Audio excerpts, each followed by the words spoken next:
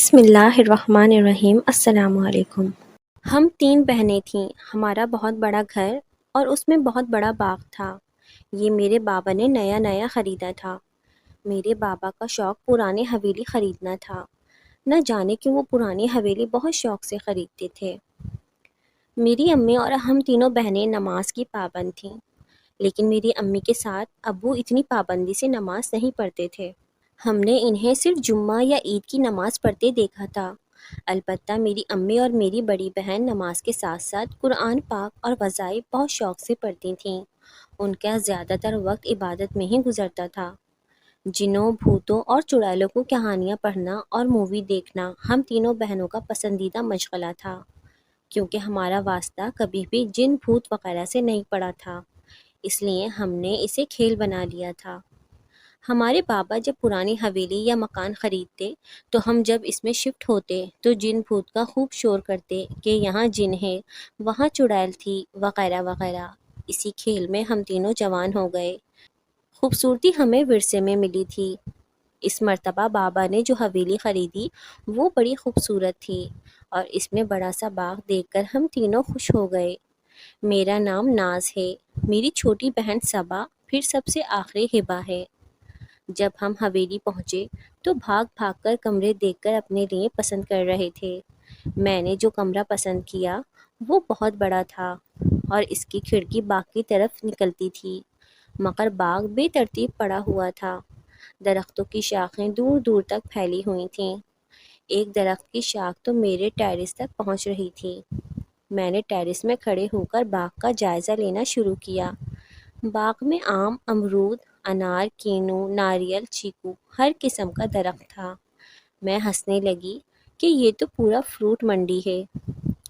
جس درخت کی شاخ میرے ٹیرس تک آ رہی تھی اس میں جا بجا انار لگے ہوئے تھے۔ میں نے ہاتھ بڑھا کر ایک انار توڑا اور کھانے لگی۔ وہ بے حد میٹھا تھا۔ پھر میری نظر انار کے درخت پر پڑی۔ میں نے ہنستے ہوئے درخت کی شاخ پکڑ کر کہا، آج سے ہم دونوں دوست، مگر ایک شرط پر، کہ تم روزانہ مجھے اچھے اچھے انار کھلاؤ گے، اوکے؟ مجھے ایسا لگا جیسے واقعی درخت خوش ہو رہا ہے۔ صبح جب میں سو کر اٹھی تو دیکھا کہ میرے بستر کے سائڈ ٹیبل پر انار رکھے ہوئے ہیں۔ میری نظر بے ساختہ درخت پر گئی، کیونکہ کھڑکی میں سے بھی وہ درخت نظر آتا تھا۔ ایسا لگا کہ وہ صبح بخیر کہہ رہا ہے۔ میں نے بے ساختہ اسے دیکھ کر گڈ مارننگ کہا اور خوشی سے انار کھایا۔ یہ نہیں سوچا کہ درخت سے ٹوٹ کر یہ انار میرے بستر کے سائڈ ٹیبل پر کیسے آیا۔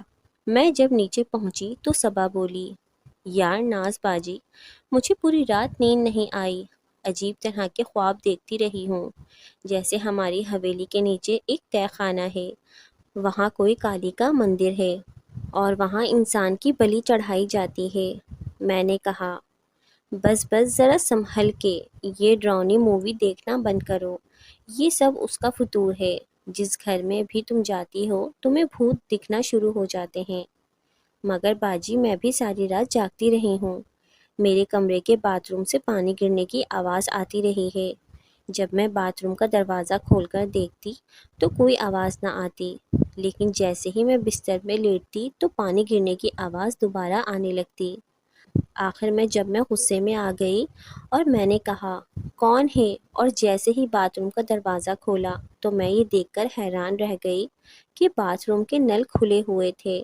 پھر جیسے ہی میں بند کرنے کے لیے آگے بڑھی تو تمام نل خود بخود بند ہو گئے، اور ایسا ہو گیا تھا کہ کبھی کھلے ہی نہیں تھے۔ واہ، بہت خوبصورت کہانی ہے، بند کرو اپنی یہ بکواس کہ نل بند تھے، کھلے تھے۔ باجی میں جھوٹ نہیں بول رہی ہوں، تم لوگ جس نئے گھر میں جاتی ہو ایسا ہی کہتی ہو، مگر باجی سچ، آج رات یہ سب واقعی میں ہوا ہے۔ کوئی بھی میری بات کا یقین نہیں کر رہا تھا۔ شام کو ہمارا ایک ملازم گھبرایا ہوا ہال میں داخل ہوا کہ صاحب مجھے بچاؤ۔ ہم نے اسے دیکھا تو حیران رہ گئے۔ اس کے جسم پر جگہ جگہ چھالے سے بنے ہوئے تھے، جیسے اسے کسی نے جلایا ہوا ہے۔ ہم سب نے پوچھا، یہ کیسے ہوا؟ وہ بولا، صاحب، صحن میں جو انار کا درخت ہے اس کی جانب باغ کا تمام کوڑا لے جا کر جلا رہا تھا کہ وہ تمام جلتا ہوا کوڑا مجھ سے چمٹ گیا میں ڈر کر بھاگا اور یہ دیکھیے مجھے بہت جلن ہو رہی ہے۔ بابا نے فوراً ڈاکٹر کو فون کیا۔ وہ آیا اور اس نے جب ملازم کے جسم پر دیکھا تو کچھ بھی نہیں تھا۔ ڈاکٹر بولا، اسے تو کچھ بھی نہیں ہوا ہے، یہ تو بالکل ٹھیک ہے۔ ہم سب حیران ہو گئے کیونکہ ہم سب نے اس کے جسم پر بڑے بڑے چھالے دیکھے تھے۔ ابو نے نوکر موجود سے پوچھا، موجو، جب تم آئے تھے تو تمہارے جسم پر چھالے تھے، اب یہ سب کیسے ٹھیک ہو گئے؟ وہ بولا، صاحب کیا کہہ رہے ہیں، میں تو ٹھیک تھا، آپ نے ہی زبردستی مجھے لٹا دیا ہے۔ ہم سب حیران ہو گئے۔ ابو نے سب کو آنکھوں ہی آنکھوں میں منع کیا کہ کوئی ایسی بات نہ کرو۔ ہم سب گھبرائے ہوئے تھے کہ ابو نے کھانا لگانے کا حکم دیا اور میں اس کی جانب چلنے کو کہا۔ اتنے میں ہماری ملازمہ فاخرہ بھاگی بھاگی آئی۔ صاحب کچن میں پتہ نہیں کہاں سے اتنا کوڑا آ گیا ہے، سمجھ میں نہیں آ رہا۔ ہم سب بھاگم بھاگ کچن میں گئے تو یہ دیکھ کر حیران رہ گئے کہ انار، آم، کیلے، کینو کے چھلکے کچن میں بکھرے پڑے تھے، ایسے جیسے 100-200 افراد نے مل کر پھل کھائے ہیں۔ ابو نے فوراً ہم تینوں بہنوں کو کمرے سے نکالا اور ہال میں لے آئے اور ملازم کو صفائی کرنے کا کہہ دیا۔ جب ملازم صفائی کرنے کچن میں گیا تو فوراً واپس آ گیا کہ صاحب کچن تو بالکل صاف ہے، وہاں تو کوئی کوڑا نہیں ہے۔ ہم سب حیران تھے کہ یہ کیا تماشا ہو رہا ہے۔ امی بولی، میں نے کہا تھا نا، پہلے قرآن خوانی کراؤ پھر ہم نئے حویلی میں چلیں گے۔ میں صبح سب سے پہلے قرآن خوانی کرواؤں گی۔ ابھی ان کی بات ختم ہی نہیں ہوئی تھی کہ حویلی کے دروازے کھڑکیاں خود بخود بند ہونا شروع ہو گئے۔ اب واقعی خوف سے ہم سب کا برا حال تھا۔ امی نے فوراً پنچ سورہ اٹھایا اور بولی، یہ پانی کی بوتل پڑی ہے، تمام لوگ اس پانی سے کلی کریں اور یہ پنچ سورہ پڑھنا شروع ہو جائیں، خدا کے کلام میں بہت برکت ہے۔ جیسے ہی ہم سب نے پانی کی بوتل کی جانب ہاتھ بڑھایا تو پانی کی بوتل اڑ کر چھت پر چپک گئی۔ امی نے فوراً پنچ سورہ پڑھنا شروع کر دیا۔ امی کی آواز کے ساتھ پتہ نہیں کہاں سے اتنا شور اٹھا، جیسے بہت سارے کتے بھونک رہے ہیں یا آپس میں لڑ رہے ہیں۔ ہم سب کو جو بھی قرآنی آیات زبانی یاد تھیں وہ پڑھنے لگے تو گھر کے دروازے اور کھڑکیاں کھلنا شروع ہو گئیں۔ ابو نے ہم سب کو گاڑی میں بیٹھنے کو کہا۔ ہم سب باہر کی جانب بھاگے مگر باہر آندھی جیسی ہوا چل رہی تھی۔ امی جان نے چیخ کر کہا، قرآنی آیات کو پڑھتے رہو، زبان کو مت روکو۔ ہم سب نے آیت الکرسی پڑھتے ہوئے گاڑی کی طرف قدم بڑھایا۔ باہر چوکیدار، ڈرائیور، مالی سب حیران و پریشان کھڑے تھے کہ باہر تو کہیں ہوا نہیں چل رہی مگر حویلی کے اندر اتنی تیز آندھی کہاں سے آ رہی ہے۔ آخر ہم حفاظت سے نکل کر اپنے پرانے گھر پہنچ گئے مگر سب گھبرائے ہوئے تھے، ڈر کے مارے کوئی بھی ہال سے اپنے کمروں میں نہیں جا رہا تھا۔ آخر ابو نے کہا، اب ہم سب حفاظت سے ہیں، تم سب اپنے اپنے کمرے میں جا کر آرام کرو۔ تو سب لوگ ڈرتے ڈرتے اپنے کمرے کی جانب چلے گئے۔ ہم تینوں بہنیں زندگی میں پہلی مرتبہ ایک ہی کمرے میں سوئیں۔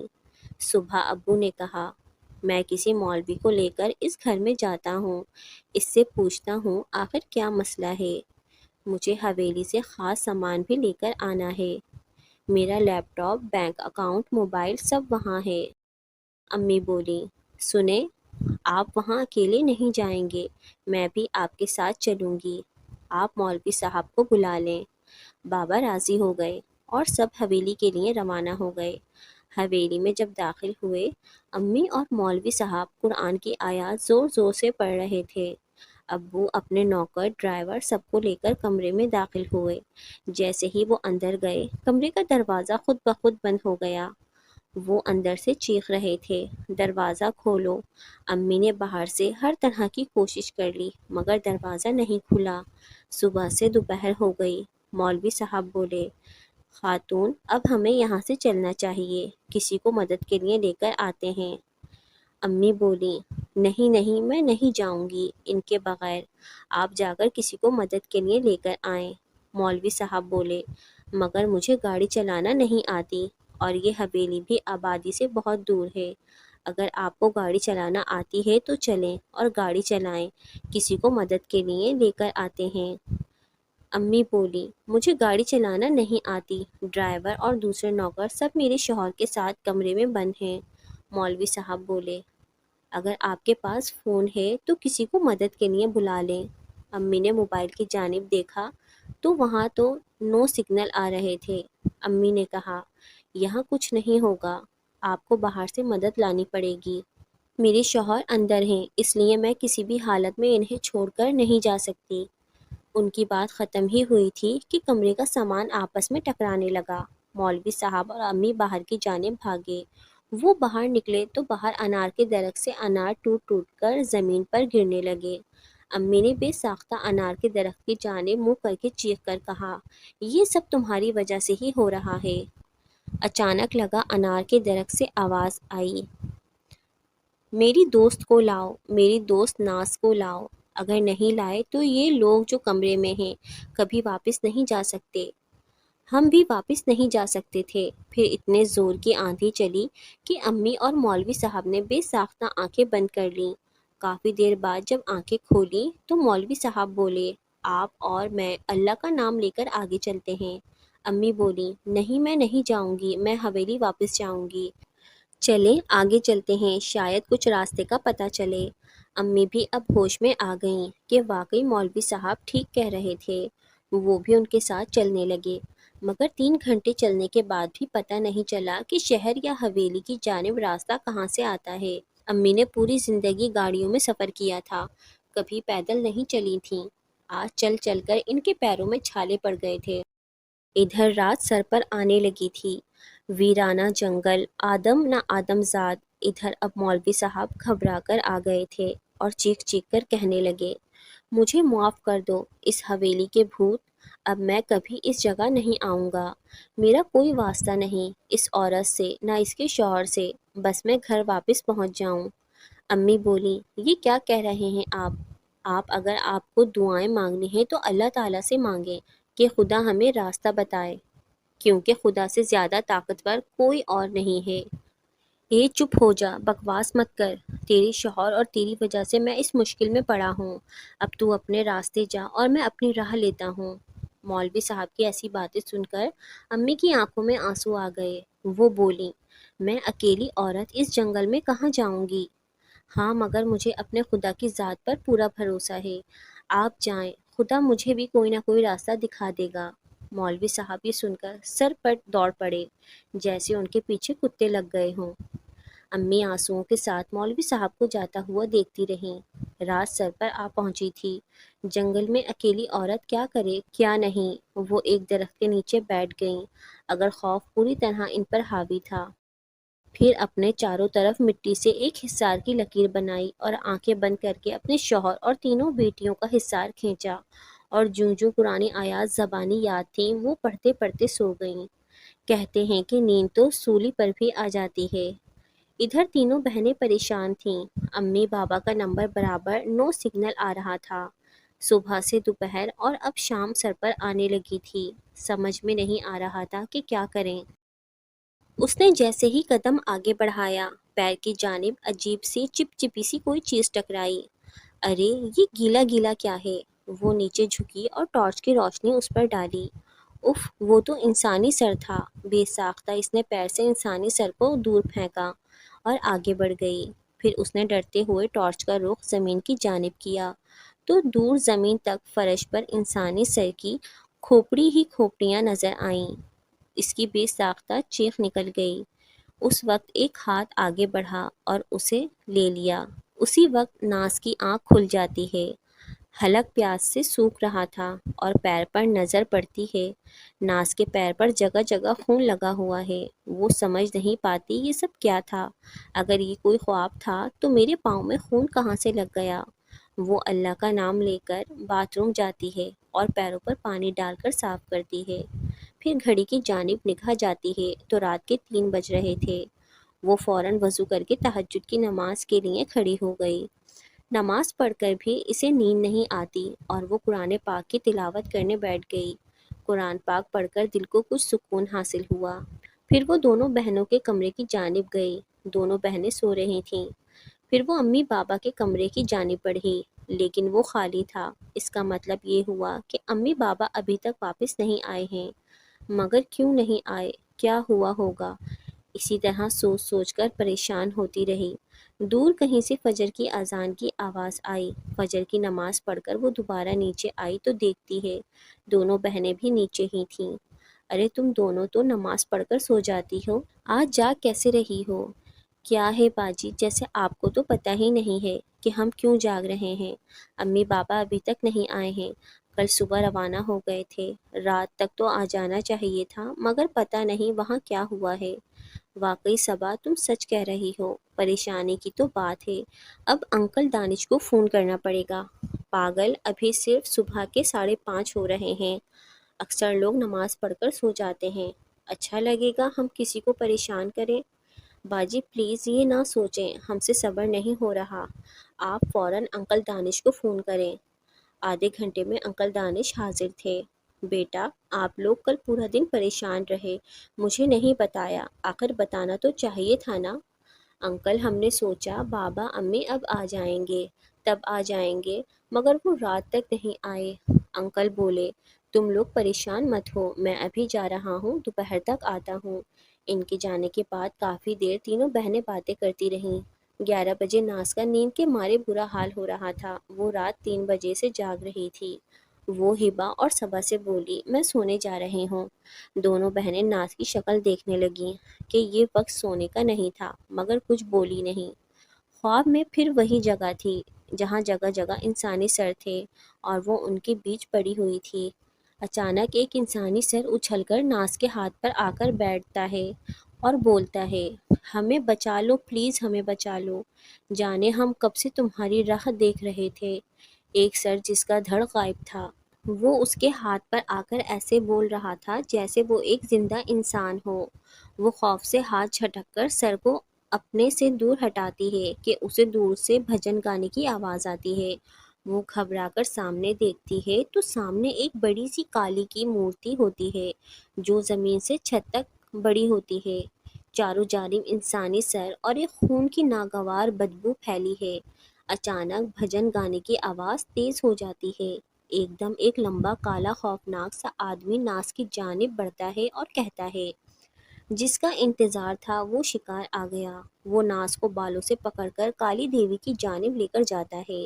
ایک دم اس کے ہاتھ میں کرنٹ لگتا ہے، وہ ناز کو چھوڑ دیتا ہے، پھر اپنے ہاتھ کو دیکھتا ہے جو بری طرح جلا ہوتا ہے۔ وہ کہتا ہے یہ کیسے جل گیا میرا ہاتھ؟ دور کہیں سے آواز آتی ہے اس لڑکی نے وضو کیا ہوا ہے، یہ پاک ہے۔ وہ غصے میں خون سے بھری بالٹی ناز پر اچھال دیتا ہے اور کہتا ہے میں کرتا ہوں تجھے ناپاک۔ ناز کی آنکھ کھل گئی، مگر پورے بستر پر خون موجود تھا اور وہ خود خون میں نہائی ہوئی تھی۔ یہ دیکھ کر وہ خوف سے چیخنے لگی۔ اس کی چیخ سن کر دونوں بہنیں اور نوکر اس کے کمرے میں داخل ہوئے۔ ناز کو پوری طرح خون میں نہائی دیکھ کر اور بستر کو خون سے بھرا دیکھ کر وہ لوگ خوفزدہ ہو گئے اور ناز کو اٹھا کر کمرے سے باہر لائے تو سامنے سے دانش انکل گھر میں داخل ہوئے اور سب کو گھبرایا ہوا دیکھ کر پوچھنے لگے کیا ہوا؟ تب ملازم نے دانش صاحب کو ناز کے ساتھ ہوئے حادثے کے بارے میں بتایا۔ دانش انکل کہنے لگے مگر تم کہہ رہے ہو ناز خون میں نہائی ہوئی تھی، لیکن اس کے بال، کپڑے، چہرہ کہیں بھی خون کا نام و نشان نہیں ہے۔ دانش انکل کی بات سن کر سب نے ناز کی طرف دیکھا تو وہاں کسی بھی قسم کا خون کا نام و نشان تک نہیں تھا۔ نوکر رمضان بولتا ہے مالک کمرے کے بستر پر بھی خون پڑا ہوا تھا، وہ چل کر دیکھ لیں۔ سب ایک ساتھ کمرے میں داخل ہوئے مگر وہاں بھی کچھ نہیں تھا۔ سب حیران ہو گئے کہ یہ سب کیا ہے۔ پرانی حویلی خریدنا بابا کا شوق تھا اور شوق کا کوئی مول نہیں ہوتا، مگر اب کی دفعہ بابا کو یہ شوق واقعی مہنگا پڑ گیا تھا۔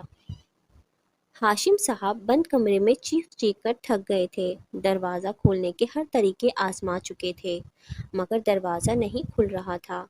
تمام نوکر، گارڈ، سب کے چہرے خوف کی وجہ سے پیلے پڑ گئے تھے۔ اچانک ہاشم صاحب کو بیڈ کے نیچے سے بھجن گانے کی آواز آئی۔ وہ نوکروں سے کہنے لگے یہاں سے ہٹاؤ، دیکھتے ہیں یہاں کیا ہے۔ جب بیڈ ہٹایا گیا تو انہیں زمین میں ایک دروازہ نظر آیا۔ انہوں نے دروازہ کھولنے کی کوشش کی اور دروازہ کھل گیا۔ جیسے کبھی بند نہیں تھا۔ اندر زینہ نظر آتا ہے۔ چلو نیچے چلتے ہیں، ہو سکتا ہے باہر نکلنے کا کوئی راستہ ہو، ہاشم صاحب نے کہا۔ پھر خود ہی کہنے لگے کہ نہیں، یہ باہر کھلنے کا راستہ نہیں ہے، یہ وہ راستہ ہے جہاں سے ہم کبھی واپس نہیں آ سکتے۔ پھر کیا کریں مالک، یہاں تو بیٹھے بیٹھے رات سر پر آ گئی ہے، پانی کے علاوہ کچھ کھانے کو بھی نہیں ہے۔ اگر ہم کمرے میں رہے تو ہمیں بھوک پیاس سے مرنا نہ پڑ جائے۔ ہاشم صاحب بولے، تہ خانے کا دروازہ بند کر دو، آؤ سب سونے لیٹتے ہیں۔ پھر جس کو جہاں جگہ ملی وہ وہاں سونے کے لیے لیٹ گیا۔ اچانک چیخو پکار کی آواز پر ہاشم صاحب کی آنکھ کھلی تو کیا دیکھتے ہیں، الو جیسی کوئی چیز ایک نوکر کو بری طرح ادھیڑ رہی ہے۔ نوکر لاش کی شکل اختیار کر گیا ہے۔ ہاشم صاحب نے اس پرندے کو پہلے تو ڈرا کر بھگانا چاہا، وہ نہیں بھاگا تو پھر جوتی اٹھا کر ماری، تب وہ بڑے آرام سے اڑ کر تہ خانے کے راستے پتہ نہیں کہاں گم ہو گیا۔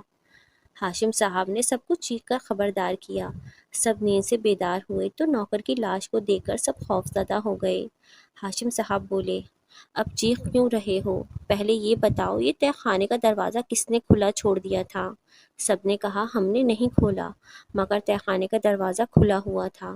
سب نوکروں نے پوچھا، اب کیا کریں اس لاش کا، کیونکہ اس کو دیکھ کر خوف آ رہا ہے، تھوڑی دیر کے بعد یہاں بو پھیل جائے گی۔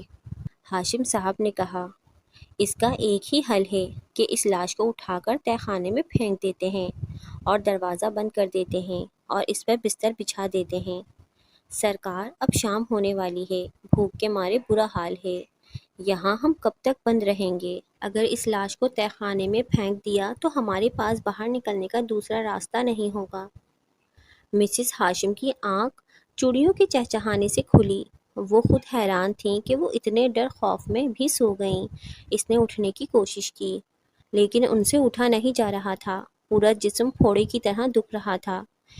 اس نے بامشکل اپنی تمام تر طاقت کو جمع کیا اور اٹھ کر ایک سمت کو چل دیں، لیکن کمزوری اور تھکان نے ان کا 10 قدم چلنا بھی مشکل کر دیا تھا۔ آخر وہ چلتے چلتے گر کر بے ہوش ہو گئیں۔ ہوش آنے پر انہوں نے خود کو ایک جھونپڑی میں پایا۔ ان کی آنکھ کھلتی دیکھ کر ایک بوڑھی عورت، اس کے ساتھ ایک بوڑھا آدمی بھی موجود تھا۔ ہوش آ گیا تمہیں؟ کہتی ہوئی ان کی طرف بڑھیں۔ میں کہاں ہوں؟ مسز ہاشم نے سوال کیا۔ تم اس وقت محفوظ جگہ ہو، مگر تم کون ہو اور اس جنگل میں کیا کر رہی تھیں؟ تب مسز ہاشم نے بتایا کہ ہم نے حویلی خریدی ہے، مگر وہ حویلی ہمارے لیے مصیبت بن گئی ہے۔ یہ کہہ کر انہوں نے انہیں ساری بات بتائی۔ یہ سن کر بوڑھا آدمی، جس کا نام اقبال تھا، حیران ہوا اور کہنے لگا، آپ نے وہ حویلی کیسے خرید لی؟ کیا اس سلسلے میں آپ نے کسی سے کچھ پوچھا نہیں تھا؟ اس حویلی کے بارے میں تو نہایت عجیب و غریب کہانیاں مشہور ہیں، آج تک کوئی بھی اس حویلی میں ٹھہر نہیں سکا۔ وہاں تو لوگ دن میں بھی جانے سے گھبراتے ہیں۔ وہاں ایک انار کا درخت ہے جس کے بارے میں مشہور ہے کہ وہ ایک بچے نے لگایا تھا۔ پہلے اس حویلی کی جگہ خالی زمین تھی۔ وہ بچہ اس ننھے پودے کا بہت خیال رکھا کرتا تھا کہ کوئی جانور آ کر اسے برباد نہ کر دے۔ اس کے لیے وہ رات دن اس کے پاس ہی رہتا تھا، حتیٰ کہ سو بھی جاتا تھا۔ رفتہ رفتہ وہ پورا تناور درخت بن گیا۔ علاقے کے تمام لوگ ہی بچے کی اس محبت سے واقف تھے۔ پھر رفتہ رفتہ آبادی بڑھتی گئی اور اس جگہ پر ایک حویلی کی تعمیر ہونے لگی جو ایک ہندو خان کی ملکیت تھی۔ وہ انار کا درخت بھی حویلی کی حدود میں آ گیا۔ وہ بچہ، جس کا نام احمد تھا، اس بات پر بہت رویا تڑپا اور درخت اب پھل دینے لگا تھا۔ اس درخت سے جدائی کے نتیجے میں احمد کی طبیعت شدید خراب ہو گئی۔ نیم بے ہوشی میں بھی وہ میرا دوست انار کا درخت، میرا دوست انار کا درخت پکارتا رہا۔ اسی عالم میں وہ ایک روز حویلی پہنچا، جہاں حویلی کے باہر پہرے داروں نے اسے اندر نہیں داخل ہونے دیا۔ آخر کار وہ موقع دیکھ کر حویلی کی دیوار پر چڑھ گیا اور انار کے درخت تک پہنچنے کی کوشش میں نیچے گر گیا، جس کے نتیجے میں اس کا سر انار کی طرح کھل گیا اور خون ہر جگہ بکھر گیا۔ تب سب نے ہی دیکھا کہ اس درخت پر جتنے بھی انار لگے تھے، ان سب سے انار کا رس بہنے لگا۔ شاید انار کا درخت بھی اپنے ننھے دوست کی جدائی میں رو رہا تھا۔ حویلی کے صحن میں اس وقت لگ رہا تھا گویا خون کی ندی بہہ رہی ہو۔ بس اس دن کے بعد اس ہندو خاندان کی تباہی کے دن شروع ہو گئے۔ اس حویلی میں یکے بعد دیگرے عجیب و غریب طریقے سے اموات ہونے لگیں۔ ان کے خاندان کے سربراہ کی لاش تو حویلی میں بنے تہہ خانے سے برآمد ہوئی، جبکہ وہ دوسرے شہر گیا ہوا تھا، اس لیے اس کی غیر حاضری کو گھر میں کسی نے محسوس نہ کیا۔ وہ تو جب حویلی میں بنے تہہ خانے سے بدبو آنے لگی اور جا کر دیکھا گیا تو اس کی لاش وہاں گل سڑ رہی تھی۔ اسی طرح اس کی بہو باورچی خانے میں کام کر رہی تھی کہ دروازہ اچانک بند ہو گیا، جو لاکھ کوشش کے باوجود نہ کھل سکا۔ پھر سب نے کھڑکی سے دیکھا کہ وہاں خود بخود آگ لگ گئی اور وہ عورت سب کے سامنے زندہ جل گئی۔ ان سارے واقعات کے بعد وہ لوگ وہ حویلی چھوڑ کر چلے گئے، جو پھر آباد نہ ہو سکی۔ اگر کوئی اسے آباد کرنے کی کوشش بھی کرتا تو اسے اتنا تنگ کیا جاتا کہ وہ بالآخر وہ حویلی خالی ہی کرنا پڑتی۔ یہ کہانی سن کر مسز ہاشم کے چہرے سے پریشانی چھلکنے لگی، کیونکہ وہ پروفیسر ہاشم اس حویلی کے ایک کمرے میں بند تھے۔ یا اللہ، تو ہی ان کی مدد کر، تو ہی غفور الرحمن ہے۔ مسز ہاشم نے سچے دل سے دعا کی۔ بیگم صاحبہ، اگر آپ برا نہ مانیں تو ایک بات کہوں؟ اقبال نے ڈرتے ڈرتے سوال کیا۔ ہاں ہاں کہو، کیا کہنا چاہتے ہو؟ یہاں سے کچھ فاصلے پر ایک بزرگ کا آستانہ ہے، ان کی کرامات کے قصے سارے گاؤں میں مشہور ہیں، اگر آپ چاہیں تو ان سے اس سلسلے میں مدد لی جا سکتی ہے۔ ہم تو اس مسئلے میں اس لیے نہیں پڑے کہ حویلی سے ہمارا کوئی تعلق نہیں، لیکن آپ تو اس حویلی کی مالکن ہیں، آپ کو یقیناً ان بزرگ سے ملنا چاہیے۔ تو پھر مجھے جلد ہی ان بزرگ تک لے چلیں، مسز ہاشم نے چارپائی سے اٹھتے ہوئے کہا، یہ سن کر جیسے ان کے کمزور جسم میں توانائی بھر آئی ہو۔ خاتون، اس حویلی میں دو قسم کی روحیں ہیں، ایک ارواح خبیثہ اور دوسری ارواح صالحہ۔ یہ سب کچھ ان کے درمیان خلش کا نتیجہ ہے، اور اس مسئلے کے حل کے لیے مجھے خود وہاں جانا پڑے گا۔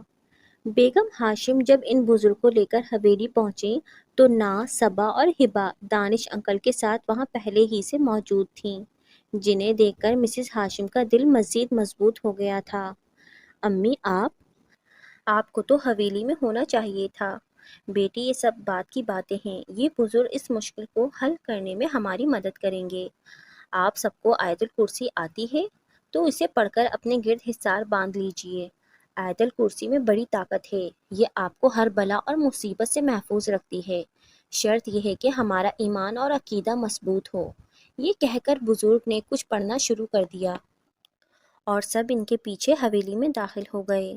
اندر داخل ہوتے ہی سامنے کھڑے انار کا درخت یوں لگا جیسے انہیں دیکھ کر مسکرا رہا ہو۔ السلام علیکم، بزرگ نے اس انار کے درخت کو دیکھ کر سلام کیا، اور پھر سب نے اپنے کانوں سے وعلیکم السلام کی آواز سنی۔ کیسے ہیں حضرت؟ کیوں زحمت کی آپ نے آنے کی؟ انار کے درخت سے سوال آیا، اور وہ سب کی سب حیرانگی سے یہ گفتگو سن رہے تھے۔ یہ اس حویلی کے جائز مالک ہیں اور آپ لوگوں کی وجہ سے بہت پریشان ہیں۔ یہ رحمان کے بندے نمازی پرہیزگار لوگ ہیں، لہٰذا میں چاہتا ہوں کہ آپ لوگوں کے جھگڑے میں یہ پریشان نہ ہوں، اس لیے آپ سب کو یہاں سے جانا ہوگا۔ حضرت، اس انار کے درخت پر ہم جنوں کا قبیلہ برسوں سے موجود ہے۔ اس حویلی کے مالک کی وجہ سے وہ معصوم بچہ اپنی جان سے ہاتھ دھو بیٹھا، اور وہ دوسرا ہندو کالی کا سیوک تھا جو اپنے گندے علم کے ذریعے یہاں روحوں کو قید کرنا چاہتا تھا۔ یہ سب کچھ ہم سے برداشت نہیں ہوا۔ یہ لوگ جو آپ کے ساتھ موجود ہیں محض اس وجہ سے محفوظ رہے کہ اس بچی نے ہماری طرف دوستی کا ہاتھ بڑھایا تھا، اس لیے ہم ان کی حفاظت کرتے رہے، ورنہ یہ بھی ان بدروحوں کی نظر ہو جاتے۔ اب ہم اور آپ اپنی روحانی طاقت سے ان ارواح خبیثہ سے اس حویلی کو پاک کرنے کی کوشش کرتے ہیں۔ مجھے یہیں بیٹھ کر پڑھائی کرنا ہوگی، برائے کرم آپ سب لوگ مجھ سے دور ہٹ کر کھڑے ہو جائیں۔ ان بزرگ نے پیچھے مڑ کر ان لوگوں سے مخاطب ہو کر کہا، اور خود وہیں درخت کے نیچے بیٹھ کر پڑھنا شروع ہو گئے۔ کچھ ہی دیر میں لگا جیسے حویلی میں زلزلہ آ گیا ہو۔ اچانک ہی کالی دیوی کا بت اڑتا ہوا آیا اور زمین پر خوفناک آواز کے ساتھ گر کر ٹوٹ گیا۔ حویلی کے در و دیوار بری طرح لرز رہے تھے۔ ایک دم سے ہی ایک کالا سا آدمی ان بزرگ کے سامنے آ کھڑا ہوا، جس کے سارے جسم کو آگ لگی ہوئی تھی، اور وہ بری طرح چیخ رہا تھا، مجھے معاف کر دیں، میں اب کبھی رحمان کے بندوں کو تنگ نہیں کروں گا، مجھے یہاں سے چلے جانے دیں۔ آگ کے لپیٹے اس کالے بھجنگ آدمی کو بھسم کیے دے رہے تھے۔ بزرگ نے کچھ پڑھتے ہوئے ہی آسمان کی طرف سر اٹھایا اور آسمان سے بغیر بادلوں کے بارش شروع ہو گئی، لیکن وہ بارش صرف اس کالے بھجنگ شخص پر ہی ہو رہی تھی اور کچھ ہی دیر میں سب کچھ معمول کے مطابق ہو گیا، لیکن فضا میں گوشت جلنے کی بو اور صحن میں راکھ کی ڈھیری موجود تھی۔ ناز یہ پروفیسر ہاشم تھے، جو بیٹیوں اور بیوی کو دیکھ کر دیوانہ وار بھاگتے ہوئے ان کی جانب آ رہے تھے۔ بہت شکریہ بابا جی، واقعی رحمانی طاقتوں کا شیطانی طاقتیں کچھ نہیں بگاڑ سکتیں۔ بیگم ہاشم نے پروفیسر ہاشم کو اپنے درمیان صحیح سلامت پا کر مسرت سے کہا۔ اور پروفیسر ہاشم بھی ایک خواب کسی کیفیت میں یہ ساری داستان سن رہے تھے۔